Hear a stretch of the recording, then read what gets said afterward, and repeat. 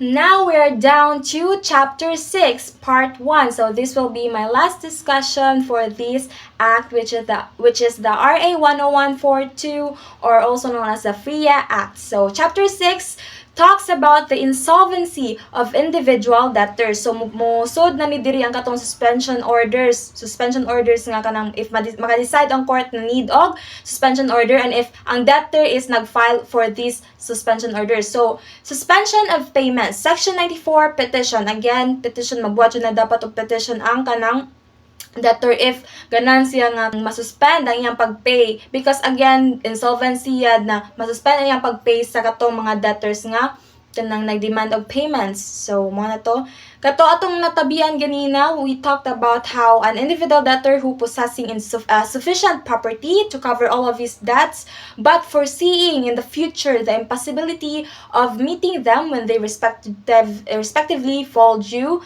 may file a verified petition that he be declared in the state of suspension of payments by the court of the province or city in which he has resided for 6 months prior to the filing of his petition. So dapat 6 months before na, dili na dapat bago lang nga pagpuyo niya in such province or city. So yeah, he shall attach in the said petition katong minimum gyapon, which is the same gyapon sa rehabilitation and kanang liquidation na petition, katong list sa katong liabilities ug obligations niya sa creditors, katong inventory of assets niya, and then ang pag-agree or ang pag-approve sa creditors nga kanang mo-file siya ana nga petition.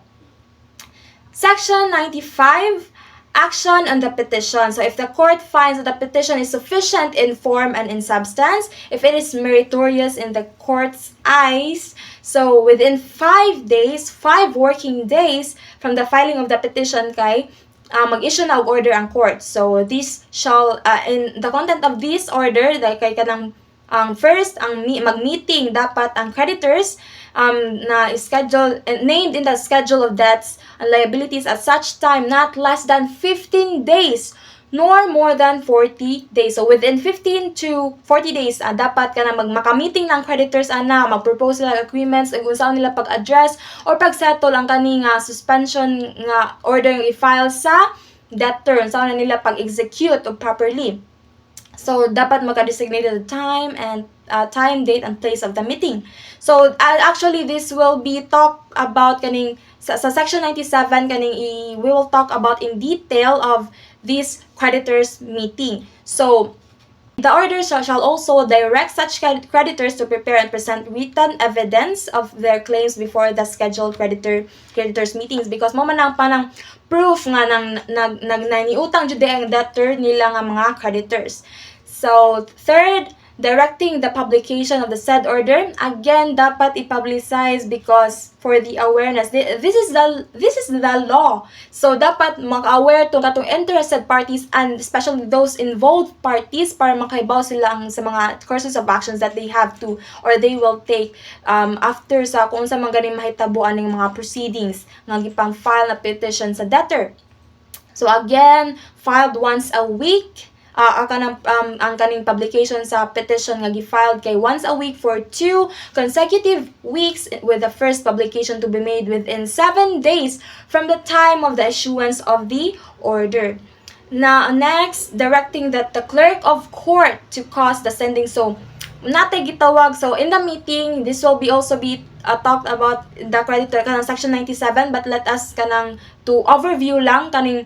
So ang kaning presider is ang i-order sa court is ang ma-preside is a commissioner, but then kaning clerk siya kay mausad ni siya ang mo-send bitaw sa copies of this petition to those interested and involved parties, and they will also serve as the secretary of the meeting. So sila mag-minutes, mag-records sa mga happenings during the meeting. So we will tackle that in the next sections po. Dato lang gi-advance ang gamay. So delivery by registered mail baron, postage, prepaid. So muna siya. Then the order shall also forbid the individual debtor from katong this is actually mentioned ganinan katong mga transactions na kanang makapa-detrimental sa rights sa katong other creditors. So ang one of those nga kato mga transactions nga detrimental sa rights or kanang mag-need tag restraining order for this bisag temporary lang until mahuman ang proceedings sa kanang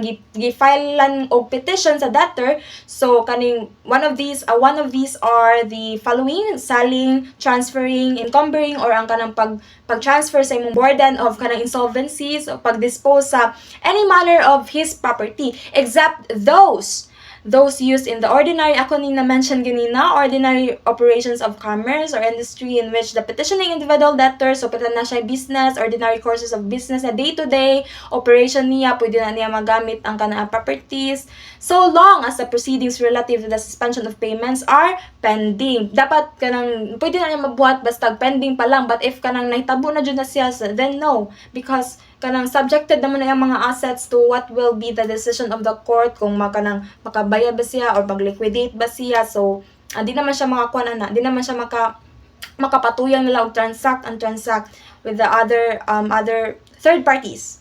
So next, it will also prohibit the individual debtor from making any payment outside of the necessary and or legitimate expenses of his business or industry, so long as the proceedings also actually same magyapon sila na prohibit sa kanang mga outside of the necessary, like mga musaba personal travel na kay utang tapos mag personal travel pa ka and the likes. So di na siya pwede kay as long as kanang pending pang kanang suspension order nga gipetition sa debtor. So because that is detrimental, or that causes kanang inference to the rights of the creditors nga mabayaran sila bitaw sa ilang mga claims against that debtor.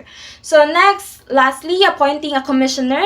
We have also mentioned about this nga siya ang mo-preside sa creditors meeting. So section 96, the action suspended. So no kaning basically this is the kanang unsa mga actions nga suspended along with that suspension order nga gipetition sa debtor, so provided that properties held as security by secured debtors. So unless secured debtors ka kay kanang ang imong actions kay dili suspended because secured creditors kay makademand ka og payments guys. Of course your claims for that against that debtor is kanang secured claims, so shall not be subject for such a suspension order. So these suspension orders shall lapse when 3 months shall have passed. So dapat nag 3 months without the proposed agreement being accepted by the creditors or as soon as such agreement is denied. So kanang mag-meeting man sila sana na sila mga proposed agreement, mag-vote sila, but then if kanang denied ganin niya kanang ilang agreement wala jud sila kapili or wala sila ka-decide or majority of them has not voted anything about a majority proposed agreement or the proposed agreement of the debtor, so kanang nana siya suspension order, and dapat kanang milabay na ang 3 months. So no creditor shall sue or institute proceedings to collect his claim from the debtor from the time of the filing of the petition. So dili siya makademand. So murag ang actions bitaw sa creditor while pending pang kaning suspension order kay masuspend pod. Kaya dili sila pwede makasue or maka-execute sa ilang rights sa kanang nga debtor unless basta kanang pending pa ni kaning suspension order. Mag-restrict sila. Then except if kanang more immediate bitaw siyang expenses, so those creditors having claims for personal labor or kanang maintenance, expense of last illness and funeral of the wife or children of the debtor incurred in the 60 days, that's 2 months immediately prior to the filing of the petition. So immediately prior sa kuan na murag kanang need na jud kayo ba, so that is an exemption. Also atong na-mention ganina ang secured creditors are actually exempted sa kanang actions nga mga masuspend while the suspension order is pending. Next, section 97, we have been mentioning this earlier, the creditors meeting. So ang mga attendees ani nga creditors dapat naka-hold sila claims against the debtor amounting to at least 3/5 of the liabilities shall be necessary para maka-proceed or para ma-commence ang meeting. Kay kani siya nga meeting is i-check man ni siya sa kanang commissioner or the presider nga na-meet ba ang requirements? Yes. If na-meet ang requirements, then go, proceed to the meeting and propose the agreements, vote na sila dayon. So, again, we've also mentioned nga ang clerk mo shall act as secretary, then kani sila ang meeting, and also the presider and secretary shall be subjected to the following rules. So the clerk shall serve as the secretary, mo record siya sa kung kinsa tong nang-attend nga creditors na dapat nakamit sa requirements, and those ang kanang interested creditors in general, and then i-present nilang pila respective nilang nga claims against sa katong debtors. So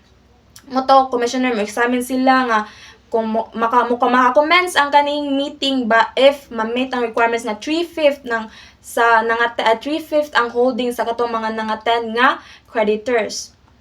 Next, the creditors and individual debtors, so mag-discuss sila propositions kung unsa man ila i-address ang kanang situation sa insolvency sa debtor o sa debtor. So unsa man nila pag-address, unsa nila pag-settle ni. So mag-propose sila propositions, agreement, then ila na nang i-votings, magbutar na sila. So mag-voting sila. Then ang ikuha nila sa kaning votings is majority. When we say majority, katong 50 plus 1. So, majority ang votings ani para kanang makapili sila o kanang proposed agreement or ipag-approve sa proposed agreement nga gikuan sa debtor for the suspension order. So, it is also necessary that two-thirds of the creditors voting unite upon the same proposition. Kay if dili, then katong we mentioned it earlier nga katong pwede siya ma-deny, and kanang ma-deny siya, then wala nang dili na siya effective or dili na siya pwede ma-impose.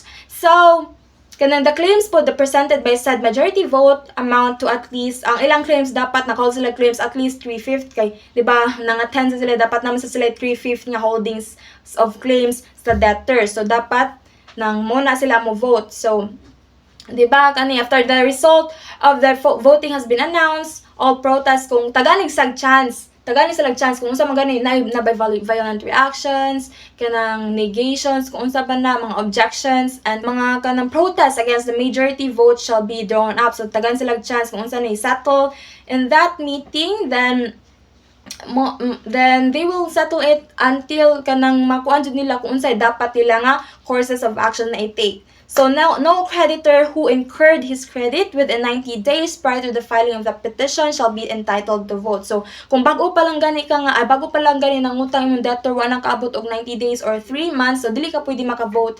Dili sad necessary nga mo-attend na nga meeting since kanang dili man jud ka apil, di man sad ka maka-vote. So, wala ra kay kuan. Actually, this is kanang discussed in the next sections. So, Section 98, so, persons who may refrain from voting. So, kung kinsa man to, pwede dili ra mo attend, dili ra siya mo vote, dili ra siya needed nga, dili ra need yung presence, dili ra need yung vote. So, those creditors na unaffected by the suspension order, pwede ra sila di ma-attend, and those person shall not be bound po by any agreement determined upon such meeting, but if they should join in the voting, they shall be bound in the same manner as our other creditors. So, if maka-vote pang kayo sila, dapat ka ng same sila nga maapektuhan bitaw sa suspension order, but if not, then no need ra jud na ma-attend sila. Section 99. So, we are now down to the second to the last kanang section that I will be discussing. So, let's hang in there. Hold on tight. So, rejection of the proposed agreement, Section 99. So, if kanang wala yung majority sa vote is dili mo approve sa katong proposed agreement, then automatic ma-reject siya, ma-deny siya. So, shall be deemed rejected na katong required na holding for a meeting kay first, the is kanang wala ang ni-attend is kanang wala siya nakamit sa requirement, which is ang holdings dapat kay 3/5 of the total liabilities